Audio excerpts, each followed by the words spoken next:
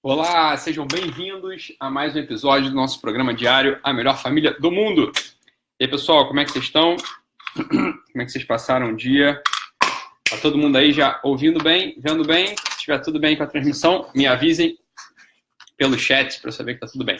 Então, pessoal, hoje a gente vai falar sobre um assunto que muitas pessoas acabam perguntando aqui. Isso já foi tópico de comentários, já foi tópico de perguntas aqui nos programas anteriores, que é aquele fenômeno que acontece com as crianças, de quando elas começam a ficar teimosas, de quando elas começam a dizer não para tudo, de quando elas começam a te contrariar, quando elas começam a confrontar as tuas ordens, os teus comandos, tá bom? Então vamos falar um pouquinho sobre isso, né? Que é uma coisa que acaba perturbando muitos pais aí. Então, pessoal entrando aqui ao vivo com a gente, todo mundo aqui hoje, Gilmara, Camila Roster, Pamela, Jéssica Rayara, Olinda, ótimo, o pessoal dizendo que tá tudo bem com a transmissão, Mariana Maciel também aí com a gente, beleza, Aline Cantarelli, tudo bem, Aline?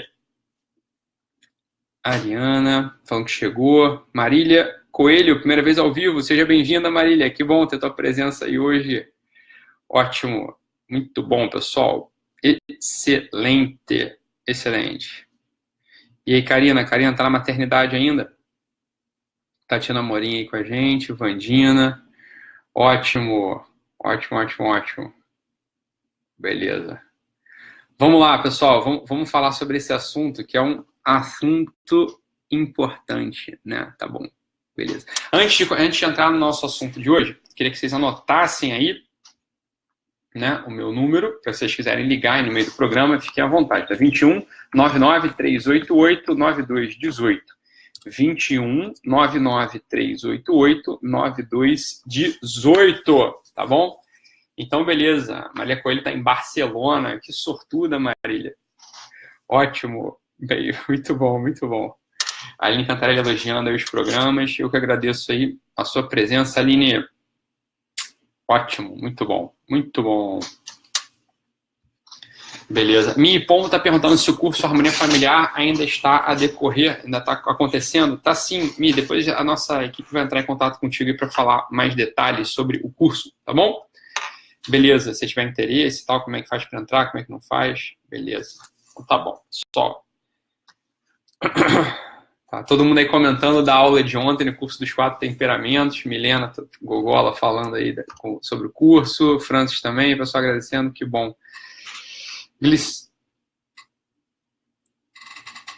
Gilcicler também falando aí que está comemorando o casamento hoje. Parabéns, parabéns, muito bom. Beleza, pessoal? Então, ótimo. Vamos lá, vamos começar a falar sobre esse assunto. Sobre a teimosia, irritabilidade, sobre essa coisa de contrariar, né? Então, algumas pessoas já falaram sobre isso aqui com a gente, alguns pais, talvez seja a tua experiência aí também na tua casa, né? Que em algum momento do desenvolvimento infantil, a criança parece que está sempre te contrapondo, né? Parece que está sempre te contrariando, né? Então, algumas pessoas falam o seguinte, né? Que você manda a criança fazer uma coisa e às vezes você nota que a criança quer fazer aquela coisa, mas o que ela faz? Ela te contraria e diz que não vai fazer, né? Como se ela estivesse te testando, como se ela estivesse só te implicando contigo. Então, algumas famílias dizem, meu filho tem um gênio muito forte, né? Então, meu filho, ele acaba não fazendo o que eu digo para ele fazer, ele está sempre me contrariando, está sempre dizendo não, se eu digo sim, ele diz não, se eu digo A, ele diz B. Então, o que é isso, né? Que fenômeno é esse? Por que esse negócio acontece, né? Assim, como isso chega a acontecer? Quer dizer, a gente vê que o garoto, ele quer botar aquela blusa ali do Flamengo, às vezes a menina quer botar aquela saia rosa, e o fato de você ter falado para ela vestir a saia já é o motivo para que ele vire a chave, para que ele faça o contrário, para que ele faça outra coisa, né? Então, o que é isso, né? Por que isso acontece? Com o que isso está relacionado? Como é que a gente resolve isso? Dá para resolver isso? Não dá para resolver isso? Isso acontece só com a minha família? Ou isso é generalizado? Isso acontece com todo mundo? Né? O que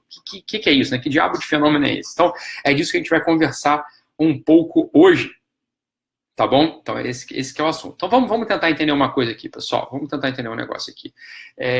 Existe um fenômeno que acontece no desenvolvimento da personalidade, no amadurecimento da personalidade, que é um fenômeno que as pessoas que chamam de adolescência.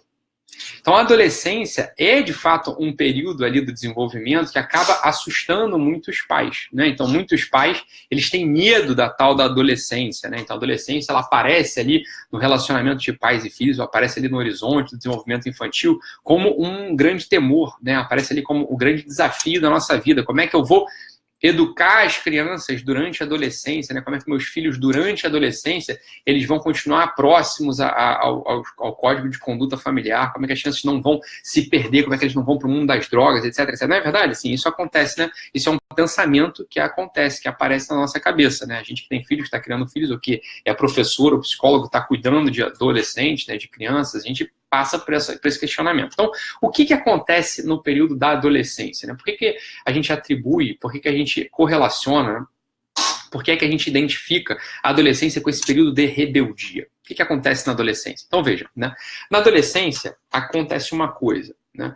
Uma vez que a criança ela passou pela infância, né? E passou pelo início da puberdade, ela já deve ter estabilizado no seu peito um mundo afetivo, né? Então, o mundo afetivo, a criança, quando passa ali dos seus 7, 8, 9, 10 anos, a criança ela já sabe que ela é amada, né? Ela já sabe que os pais ou os parentes, né, enfim, até os professores se derramam para cima dela querendo o melhor para ela, né? Então, a criança, ela ganha, por assim dizer, um trato habitual com os afetos. A criança já, de algum modo, entende como funciona o mundo afetivo. Ela entende que ela é objeto de amor, ela entende que ela é um sujeito que ama, né?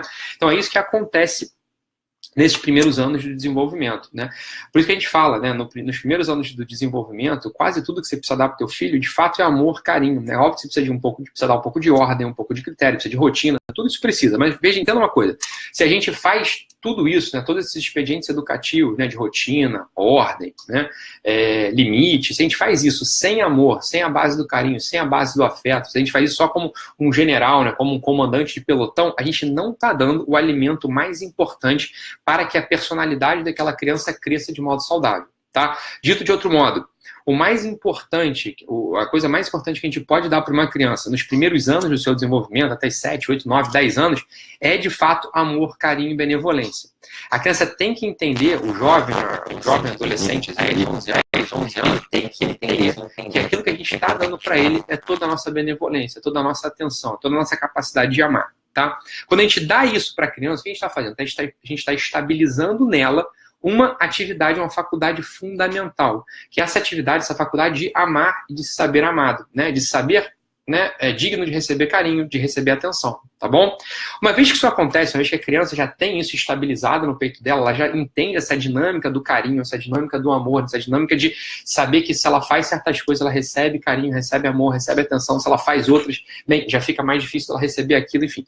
Uma hora que isso está estabilizado, ou seja, que esse universo interior estabiliza na criança, o que acontece? Acontece pela primeira vez, em todo o desenvolvimento da personalidade da criança, acontece pela primeira vez um deslocamento. Tá?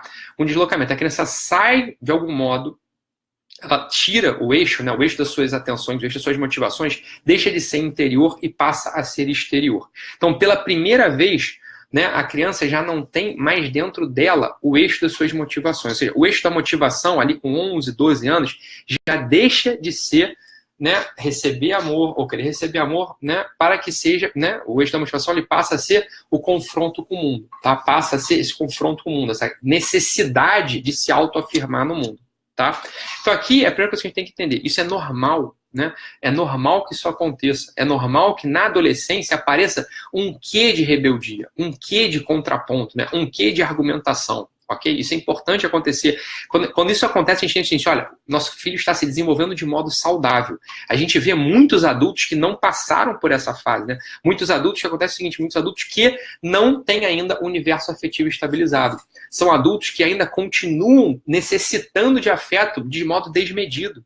São adultos que precisam a toda hora ter, né, as suas atividades reconhecidas, que precisam a toda hora saber que são amados, que recebem carinho, ou seja, eles são adultos que fazem as coisas para receber afeto, para receber amor. Não fazem as coisas para que encontrem o resultado, para entregar algo que tenha utilidade, tá? Veja, esses são adultos que não amadureceram ainda. Isso não é o que a gente quer para nossos filhos, a gente vai falar disso daqui a pouquinho, tá? Então, olha só, vamos lá.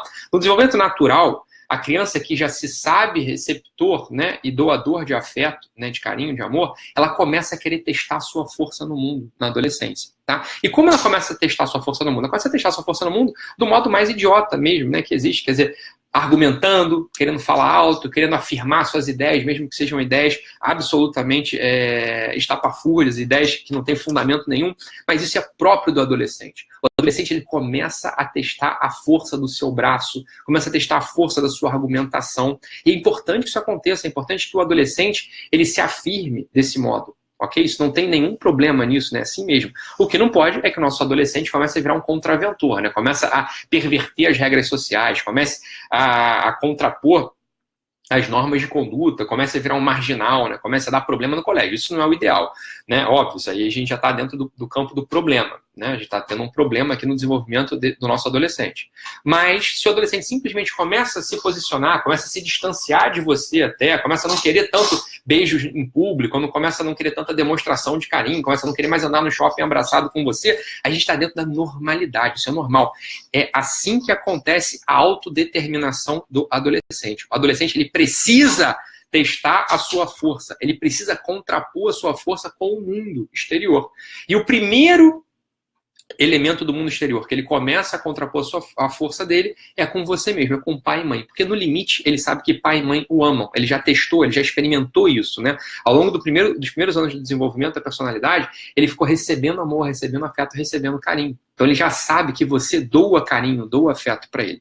Então, porque ele tem essa segurança na relação, ele começa a se confrontar contigo. Tá? Começa a se confrontar com os adultos, que são os pais que estão ali ao lado dele. Beleza? Então, é assim que acontece a autodeterminação do adolescente. É assim que o adolescente começa a se identificar como um sujeito agente. Beleza?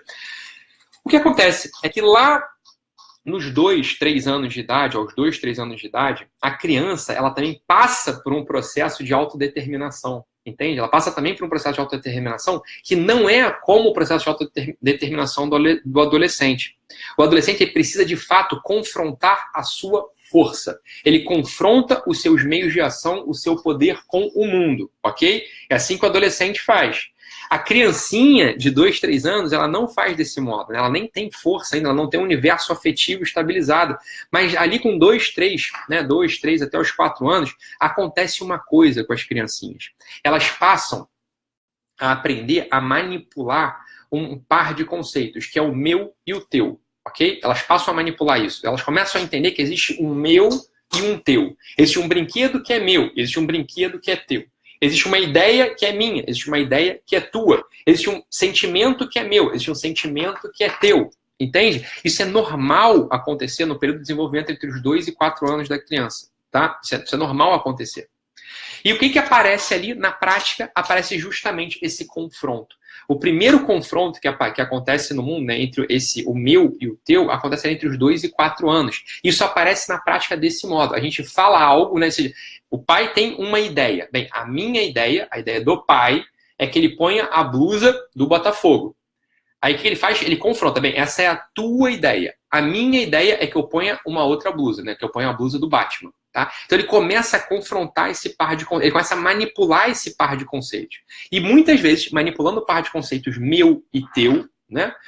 Ou minha e tua, manipulando esse par de conceitos, o que acaba acontecendo? Acaba acontecendo esse confronto que a gente experimenta na nossa casa muitas vezes. Então a gente acha que o nosso filho está mal educado, está implicante, né? Só que as ideias que são dele. O que ele está querendo, na verdade? Ele está começando a aprender a manipular uma coisa que é importantíssima, né? Ele está começando a aprender que existe uma separação de mundos, ok? Mas veja, ainda não é separação do adolescente. O adolescente não está separando, ele está confrontando. Entendeu? Ele está saindo do seu universo interior, que ele já identificou como dele, já identificou como próprio, ok? O adolescente ele já tem ali uma estrutura do seu universo interior, ele começa então a confrontar o seu universo interior com o mundo exterior. Isso é o adolescente. A criança, ela ainda não está fazendo isso. Ela está simplesmente começando a entender que existem os limites do meu e do teu. Esses são os limites entre o sujeito e o objeto. Ok? Existem os limites entre a ação e o padecimento. É isso que a criança entre 2 e 4 anos está fazendo, quando ele começa a te contrariar a todo instante. Então, veja, quando eu tenho um filho, né, às vezes com um temperamento mais específico, não, um temperamento ali mais tinhoso, que começa a confrontar em tudo, o que ele está fazendo? Está começando a aprender essa maravilha, a maravilha da autodeterminação. Rudimentar ainda, mas é necessária essa passagem, é necessário esse processo. Aí você vai pensar assim, pô, então não é possível, né? Eu venho aqui, ligo o meu computador, 12h50, eu venho aqui para assistir na reprise, sério mesmo, você vai me dizer que é normal meu filho ficar me contrariando, é normal meu filho ficar falando não por tudo? Não é possível, deve ter uma solução para isso, né? Ok, eu já entendi que isso é normal do desenvolvimento, mas isso é um saco, né? A vida não anda, a vida acaba não acontecendo. Como é que eu faço? É verdade, eu vou ter que te dar razão, você tem razão, né? A gente precisa, de algum modo, fazer com que essa passagem ela seja mais harmônica, o mais suave possível. Tá? E como é que a gente faz isso? A gente faz isso, né, começando a instilar, começando a oferecer para o nosso filho um conceito que é o conceito da generosidade. Tá? Então veja, uma criança de 2, 3, 4 anos ela ainda não consegue ser generosa, porque veja, ela sequer ainda marcou as fronteiras do meu e do teu. Então o que é generosidade? Generosidade é o seguinte, eu tiro algo que é meu e dou para você alegremente porque eu estou vendo o que você precisa. Não é isso que é generosidade? A generosidade é o seguinte, eu estou aqui na rua, eu tenho algum dinheiro, e aí tem uma pessoa ali que precisa comer, uma pessoa que é pobre, uma pessoa que é um mendigo, uma pessoa sem casa, o que eu faço? Eu tiro o meu dinheiro, que é meu, que eu lutei para conquistar, que eu trabalhei, e porque eu quero, eu dou esse dinheiro para outra pessoa sem me preocupar com mais nada. Eu não fico julgando com o que ele vai gastar, eu não fico julgando o que ele vai fazer com aquele dinheiro. Eu estou vendo que ele tem uma necessidade e eu dou para ele a coisa. Não é isso que é generosidade? Esses são os passos da generosidade, né? Veja, uma criança de 2, 3, 4, 5 anos, ela não consegue fazer isso ainda. Ela não consegue ser generosa por definição, tá? Por quê? Porque ela ainda não marcou as fronteiras do meu e do teu. Ela está aprendendo a fazer isso. Então é justamente aí que a gente começa a oferecer para a criança os rudimentos disso que vai se tornar, em algum momento, a virtude da generosidade. A virtude da generosidade só é de fato conquistada ali entre os 10 e 12 anos, tá? É só ali que a gente consegue fazer com que o nosso filho conquiste a virtude da generosidade. Ele consiga dar, de fato, o que é dele para os outros. Tá? Mas ali, entre os 2 e 4 anos, a gente já consegue oferecer para ele os rudimentos da generosidade. Como que a gente faz? Né? Como é que a gente oferece os rudimentos da generosidade para uma criança entre 2 e 4 anos? A gente começa a ensinar a ele que existe uma alegria ao dar as coisas. E vai ser sempre postiço, né? Vai ser sempre um pouco afetado. A gente tem que fazer com que o nosso filho, no parquinho, ele dê o brinquedo dele, dê o carrinho, dê a panelinha, dê a boneca, dê a espada para um amiguinho que vem pedir. É sempre um processo muito difícil, né? É muito difícil que o nosso filho consiga dar a coisa espontaneamente. Algumas crianças fazem isso, mas o mais normal é que não façam. Por quê? Porque ela não marcou claramente as fronteiras do meu e do teu. Ela não consegue manipular esse par de conceitos. Então a gente vai ter que ajudar a criança. Quando a gente ajuda a criança com os rudimentos da generosidade, a gente começa a fazer com que a criança dê as suas coisas com alegria no rosto, né? Ou seja, a gente vai, conversa, canta, brinca, diz que é bonitinho, né? A gente tira o peso daquela situação e faz com que o nosso filho dê algo dele para uma outra criança. O que a gente está fazendo? A gente está ajudando a que o nosso filho marque mais claramente as fronteiras do meu e do teu de modo não doloroso, de modo menos traumático. Entende como é que a coisa funciona? Então, veja, se o teu filho está sempre contrariando os teus pedidos, né? Você manda ele botar, como a gente já disse aqui o exemplo, manda botar a blusa X, ele quer botar a blusa Y, você não vai conseguir resolver isso, ok? Ali no momento presente, né? No momento específico, que ele está te contrariando. Você resolve isso anteriormente, fomentando os rudimentos da generosidade. Tá? Por quê? O que você está comunicando para ele no final de contas? Olha, essa passagem, né, do meu e do teu, ela não precisa ser traumática, ela pode ser alegre, ela pode ser bem vivenciada, entendeu? Quando a gente faz isso, quando a gente ensina que existe uma alegria ao dar, né, uma alegria em dar as coisas, a gente ensina para a criança, isso que eu estou dizendo aqui desde o início, os rudimentos da generosidade, a gente ensina para a criança que existe existe uma naturalidade nessa passagem do meu para o teu e que isso não precisa ser traumático, entendeu? Então é assim que a gente acaba consertando as teimosias e as irritabilidades dos nossos filhos, alguma parte das irritabilidades, né? Mas sobretudo as teimosias. A gente resolve assim, né? Num outro momento, no momento do parquinho, no momento ali da dinâmica da casa, a gente acaba ajudando, né? Se a gente ajuda o nosso filho, né, a que ele consiga dar o seu tempo, dar os seus brinquedos, né? Dar um pouco da tarefa que ele estava desempenhando, né? Para um irmãozinho, né? Para um primo, etc. A gente ensina o filho que existe uma alegria nisso, ele acaba ficando menos teimoso, tá bom? Então isso aqui é um pulo do gato, isso aqui é um truque, né? No final das contas, para resolver problemas de teimosia nos nossos filhos. Tá bom, pessoal? Então, veja, é isso aí, ó, Diane Bolsas falando assim, meu neto, para tudo, a primeira coisa que ele responde é não, para qualquer coisa, né? Isso é uma coisa. Então, veja, ele tá teimoso, ele tá marcando ali, né? Ele não se deixa invadir pelo teu, ele ainda tem as fronteiras do meu muito, muito fixas, muito, né? Ele não consegue ainda fazer essa distinção do meu e do teu, ele não consegue fazer essa interpenetração do meu e do teu, Diane. Então, é assim que você ensina ele, né? Quando ele dá as coisas com alegria, a gente ali vai com constância, né, uma vez e outra, usando de elementos lúdicos, né, com calma, a gente vai fazendo isso, né, a gente vai ensinando a criança a dar com alegria, ele vai ficando cada vez menos teimoso, cada vez menos chato, Diane, tá bom? Essa é a ideia da gente aqui, tá bom? Então, veja, já entramos aqui nos 20 minutos regulamentares do nosso tempo, né, do nosso combinado. Tem uma série de perguntas aqui. Eu vou pegar essas perguntas todas e a gente vai trabalhá-las ao longo da próxima semana. Tá bom, pessoal? Então é isso. Muito obrigado pela audiência. Amanhã voltamos, né, nesse mesmo horário, nesse mesmo canal. Se você está assistindo aí pelo YouTube, não deixe seu comentário também. Se você está assistindo pelo podcast, né, diga aí pra gente algum dia, entre ao vivo aí pra gente poder interagir ao vivo também. Tá bom, pessoal? É isso. Um abraço. Fiquem com Deus e até amanhã.